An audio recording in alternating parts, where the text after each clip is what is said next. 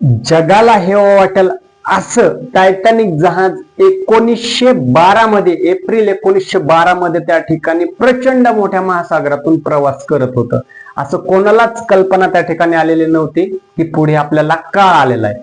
त्याच्यामध्ये झालेला काही हलगर्जीपणामुळे त्या ठिकाणी टायटॅनिक जहाज, जे की अशक्य वाटत होतं सर्वांना, संपूर्ण जगाला अशक्य वाटत होतं की हे जहाज कधीच बुडू शकत नाही, पाण्यामध्ये कधीच डुबू शकत नाही, असं हे प्रचंड महाकाय कौशल्याने बनवलेलं आणि ज्या ठिकाणी प्रचंड संपूर्ण जगातले मोठे मोठे बिझनेसमॅन आणि रिच पर्सन त्या ठिकाणी प्रवास करण्यासाठी बनवलं गेलेलं वाहतुकीचं ते टायटॅनिक जहाज छोट्या छोट्या चुकामुळे त्याचा शेवटी बुडाला गेलं. समुद्राच्या बुडाला जाऊन आणखी त्याचे अवशेष त्या ठिकाणी आपल्याला पाहायला मिळते. तर तुम्ही म्हणाल याचा आणि मुंबई हायकोर्टाचा नेमकं संबंध काय? ज्यावेळेस तुम्ही मुंबई हायकोर्टाची परीक्षा दिली, जसं टायटॅनिक बनलं होतं अगदी तसंच तुम्ही संपूर्ण परिसर, तुमचा माइंडसेट, तुमचं गोल सगळं फोकस केलेलं होतं. त्या ठिकाणी तुम्ही थोडक्यात टायटॅनिक जहाज बनवलं आहे. ते सेफ साईड आता समुद्रातून प्रवास करण्यासाठी त्याच्यात छोट्या छोट्या ज्या चुका असतात त्या टाळायच्या, जेणेकरून तुमचं जहाज त्या समुद्राच्या तळाशी जाणार नाही, बुडणार नाही. अगदी सेम तसंच तुम्ही मुंबई हायकोर्टाची एक्झाम दिलेले निकाल लागणार आहे, पण त्याच्या अगोदर तुम्हाला छोट्या छोट्या कुठल्या चुका येतात की ह्या सगळा केलेला अभ्यास आणि सगळं घेतलेली मेहनत, तुमचं परिश्रम कुठे तळाला गाळाला जाऊ नये यासाठी कुठल्या चुका टाळायच्या आहेत.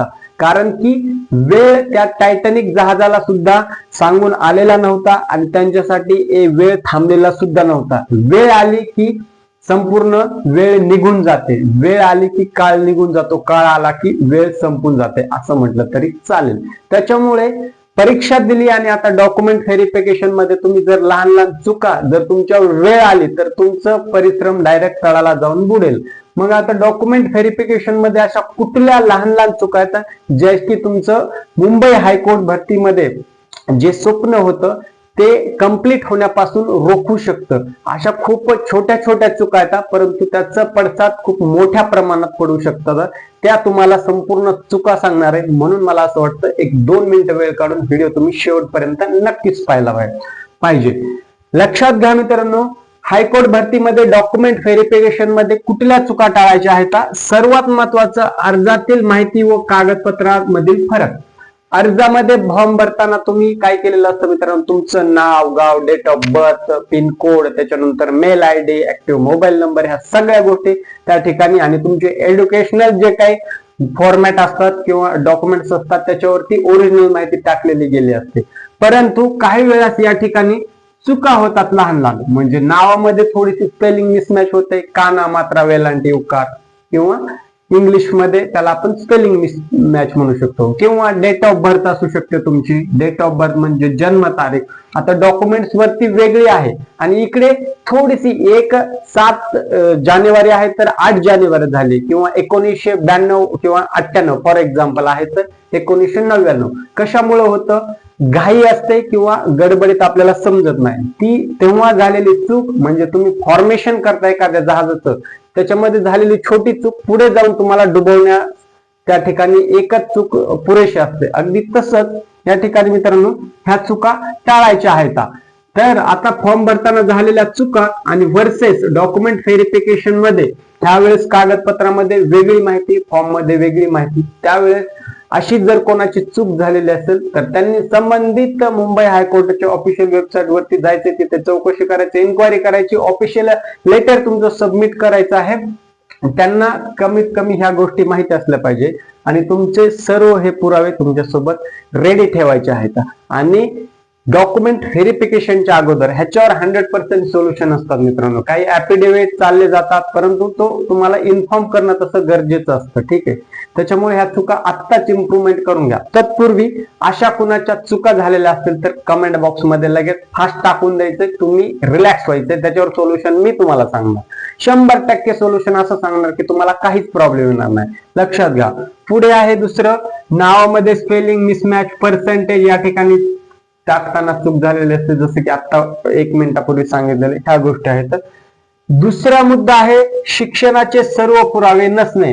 जसं की तुम्ही शिक्षण कंप्लीट झाले, त्याची मार्कशीट मध्ये तुमचे काही सेमिस्टर असतात, त्या सेमिस्टर मधल्या काही आता 4 सेमिस्टर असतील किंवा 6 सेमिस्टर असतील, लक्षात घ्या. आता प्रत्येक पोस्टनुसार शिक्षण जो पात्रता आहे कॅटेगरी ती वेगळी आहे.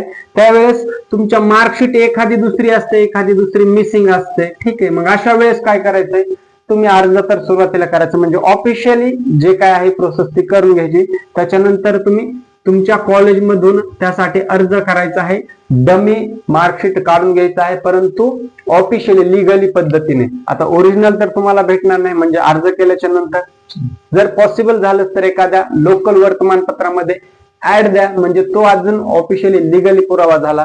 त्याच्यानंतर आणखी काही उपाय असतील जे मला सांगता येत नाही किंवा मला माहित नाही, तुम्हाला माहित असतील ते सुद्धा करा. पण याच्यामध्ये वारंवार म्हणतोय लिगली सगळे उपाययोजना करायच्या. याच्यामध्ये इलिगल कशातच फासायचं नाही, कारण तुम्ही जॉईन होताय कोर्टामध्ये आणि कोर्ट म्हणलं की लिगल प्रोसेस आली, तिथे इलिगल कुठलीच गोष्ट चालत नाही तुमच्या जॉईनिंग होईपर्यंत. तरी तिथून पुढे जर तुम्ही इलिगल गोष्ट काही केल्या किंवा तुमच्या हातून झाल्या तर त्याच्या कोर्ट ऑलवेज नंतर सुद्धा ऍक्शन घेईल. ठीक आहे, सो ह्या गोष्टी तुम्ही करायच्या आहेत. तिसरं पॉइंट आहे कॅरेक्टर सर्टिफिकेट जुनं असणं एकदम या ठिकाणी, किंवा काहीतरी फाटलेलं आहे किंवा चुकीचं आहे, गरज पडली तर त्या ठिकाणी तुम्ही नवीन काढून घ्या. चौथा पॉइंट आहे फोटो व ओळखपत्र. फोटो फॉर्म भरताना तुम्ही एक 4 वर्षापूर्वीचा 5 वर्षापूर्वीचा आहे, किंवा डॉक्युमेंट व्हेरिफिकेशनला लेटेस्टचा दाखवताय त्यावेळेस वेगळा आहे, किंवा त्यावेळेस लेटेस्ट आहे ना आता तुम्ही काहीतरी 4-5 वर्षापूर्वीच्या फोटो कॉपी घेऊन जातात, ते चालणार आहे का? तो मोठा जास्त इश्यू नाही, परंतु वेळेवर तुम्हाला त्या ठिकाणी धावपळ व्हायला नको म्हणून फोटो लेटेस्ट वाले तुमच्या सोबत घेऊन जा. ठीक आहे, त्याच्यानंतर तुमचे आयडी कार्ड तुमचं पॅन आधार असेल ते व्यवस्थितरित्या ठेवायचं, कॉलेजचं काय आयडी कार्ड असेल ते ठेवायचं, म्हणजे या ठिकाणी तुम्हाला तुम्हीच आहात हे त्या ठिकाणी सिद्ध होईल. ह्या गोष्टी या ठिकाणी कन्सिडर करून पुढे चालायचं आहे. त्याच्यानंतर चुकीची माहिती लपवण्याचा प्रयत्न. सगळ्यात महत्वाचं, चुकीची माहिती तुम्ही अजिबात लपवायची नाही. तुम्हाला मी वारंवार सांगतो मित्रांनो की तुमची कुठलीही चूक झालेली असू द्या फॉर्म भरताना, किंवा डॉक्युमेंट तुमच्याकडे ओरिजिनल नसतील, किंवा व्हॉट एव्हर आणखी काही चुका असतील. आता ज्यांचे प्रॉब्लेम आहेत ते प्रॉब्लेम त्यांना माहित होतं, ती चूक जर तुम्ही लपवताय, हाईड करून ठेवताय आणि डॉक्युमेंट व्हेरिफिकेशनला तुम्हाला जर असे असेल की ह्याच्यावरती ऍडजस्ट होऊन जाईल 0.1% जर तुमचं लक फॅक्टर खूपच बेटर असेल, जर मिसिंग झालं अधिकाऱ्याकडून तरच तिथे तुम्हाला चान्स आहे, नाहीतर 99.99% तुम्ही त्या ठिकाणी पकडले जाऊ शकता. म्हणून जी चुकीची माहिती ती अजिबात हाईड करायची नाही, लगेच एक्सप्लोर व्हायचंय, त्याच्यावर सोल्युशन. आता टेक्नॉलॉजीचा जमाना मित्रांनो, हा खूप मोठ्या प्रमाणात टेक्नॉलॉजी, त्याच्यावर वेगवेगळे सोल्युशन आहेत. तुम्ही इव्हन माझ्याकडून नाही, तुमचे जे विश्वासातले आहेत अधिकारी, नातेवाईक, मित्र परिवार, किंवा अगोदर कोणी कोर्ट ऑफिस मध्ये काही जॉईन असतील त्यांच्याशी मदत करा. जवळच्या नेट कॅफेवरती जा, कारण त्यांना सुद्धा बऱ्याचशा डीपली गोष्टी माहित असतात, कारण त्यांचं ते रेग्युलरली काम असल्यामुळं त्यांना बऱ्यापैकी वेल नॉलेज असतं. त्याच्यामुळे ह्या प्रॉब्लेम आहेत त्याच्यावर सोल्युशन तुम्ही काढून घ्या आणि चुकीची माहिती हाईड करण्याचा प्रयत्न अजिबात करू नका.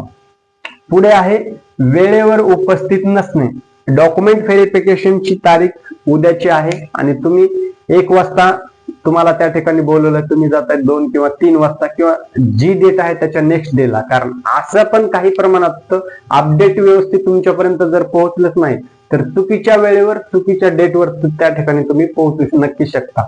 मग अशा वेळेस काय होईल, जर तुम्ही वेळेवर डेट, ज्या वेळ आणि डेट दिलेली आहे त्याच्यावर जर प्रेझेंट राहिला नाही तर डायरेक्ट तुम्ही बाद असणार आहे तिथून, लक्षात घ्या. त्या ठिकाणी कुठलाच एक्सक्यूज चालणार नाही. म्हणून वेळ काळ ह्या सगळ्या गोष्टीचं समीकरण अगोदरच तुम्ही तयार ठेवा, जेणेकरून पुढे चालून तुम्हाला त्याचा लॉस जो फटका आहे तो नक्कीच कमी होईल. ठीक आहे, अधिकृत सूचना न वाचणे. आता डॉक्युमेंट व्हेरिफिकेशनला बोलवलंय, घेतले डॉक्युमेंट 2-4, काहीतरी डॉक्युमेंट मिसिंग राहिले तर, फोटो मिसिंग राहिले तर, मेल आयडी काहीतरी डेट झालाय, मोबाईल नंबर इनऍक्टिव्ह आहे, किंवा मार्कशीट एखादं मिसिंग आहे, टीसी मिसिंग आहे, किंवा ड्रायव्हर पदासाठी असेल तर लायसन्स तुमचं घरी राहिलंय, जरी मोबाईल मध्ये असेल तरी ओरिजिनल स्वरूपात तर तुम्हाला लागेल ना. म्हणजे काय, तुम्हाला नोटिफिकेशन आलं 2 तास त्या नोटिफिकेशनला वेळ द्या, नो प्रॉब्लेम. प्रत्येक नोटिफिकेशन मध्ये कुठली गोष्ट सांगितलंय, काय सांगितलंय, कुठले डॉक्युमेंट्स आहेत, त्याच्यानंतर तुमची वेळ काय आहे, डेट काय आहे, तुमचे फोटो लेटेस्ट आहेत का, स्वाक्षरी कशा प्रमाणात कुठल्या फॉर्मॅटमध्ये पाहिजे आणि एकच स्वाक्षरी पाहिजे. तुम्ही फॉर्म भरताना वेगळी साईन केलेली आहे आणि इथं स्टायलिश करायला असं नाही. तुम्ही म्हणाल आता ह्या छोट्या चुका सांगायची आवश्यकता आहे का? आहे राजांनो, कारण की तुम्हाला सुरुवातीला सांगितल्याप्रमाणे टायटॅनिक जहाजामध्ये जवळपास 2000 प्लस प्रवासी त्या ठिकाणी प्रवास करत होते. त्या ठिकाणी आईसबर्ग खाली होता. पहिलं कारण त्याला डॅश झाले. त्याच्यानंतर जे वेगवेगळे डिपार्टमेंट होते त्या संपूर्ण डिपार्टमेंटमध्ये हळूहळू पाणी जायला सुरुवात झाली. पुढे त्यांच्याकडे जे सेव्हिंग बोट असतात ते कमी प्रमाणात होते. जवळपास 2000 अराउंड 2200 प्रवासी होते आणि त्यांच्याकडे लाईफ सेव्हिंग बोट अराउंड 1100 ते 1200च्या रेंज मध्ये होत्या. म्हणजे प्रत्येक माणसाला ती बोट सुद्धा त्या ठिकाणी प्रोव्हाइड करत जात होते, कारण त्यांना आत्मविश्वास होता किंवा अति आत्मविश्वास होता की जहाज कधीच डुबू शकत नाही, बुडू शकत नाही, त्यामुळे एवढ्या बोटची आवश्यकता नाही. ह्या लहान लहान चुका झाल्या आत्मविश्वासाने किंवा अतिशय ओव्हर कॉन्फिडन्सने. सेम तशा चुका आपल्यासोबत व्हायला नको म्हणून ह्या वारंवार गोष्टी तुम्हाला सांगत आहे मित्रांनो. ठीक आहे. त्याच्यानंतर सगळ्यात महत्वाचं, ओरिजिनल डॉक्युमेंट्स घेऊन न जाणे ही सगळ्यात मोठी चूक आहे. तुम्ही म्हणाल की आता पावसाचा दिवस सुरू आहे, आता डॉक्युमेंट व्हेरिफिकेशन प्रोसेस रिझल्ट लागल्याच्या नंतर येईल. आता तुम्ही परत रिझल्ट वरून माझ्याशी वादविवाद करताल किंवा नाराज होताल, डिप्रेशन पण जाऊ नका. 1-2 महिन्यामध्ये सगळ्या गोष्टी फ्लो मध्ये होताल, प्रोसेस मध्ये होताल, रिझल्ट पण येईलच. एक्झॅक्ट डेट सांगणं चुकीचं आहे, कारण आपल्यापर्यंत आणखी तर काही अपडेट आलेलं नाही. आलं की तुमच्यापर्यंत अगोदर पोहोचवण्याचं काम करेल. त्याच्यानंतर तुमचे कॉल लेटर येतील, जॉईनिंग लेटर होतील, तुम्ही जॉईन होताल, पहिली पेमेंट मिळेल, तुम्हाला जे काही अलाउन्सेस असतात ते मिळेल, समाजात मान सन्मान प्रतिष्ठा सगळ्या गोष्टी मिळणार आहेत. त्यासाठी पेशन्स आणि संयम ठेवा. नक्कीच तुमचं यश वाट पाहत आहे मित्रांनो. सो याच्यामध्ये तुम्हाला काही डाऊट किंवा प्रश्न असतील तर राजांनो नक्की विचारत झाला, त्याच्यावर सोल्युशन देण्याचा मी माझ्या परीने खूप सारा प्रयत्न करेन. इथेच थांबतो मित्रांनो, भेटूया नवीन अपडेट सोबत. तोपर्यंत जय हिंद आणि राम राम.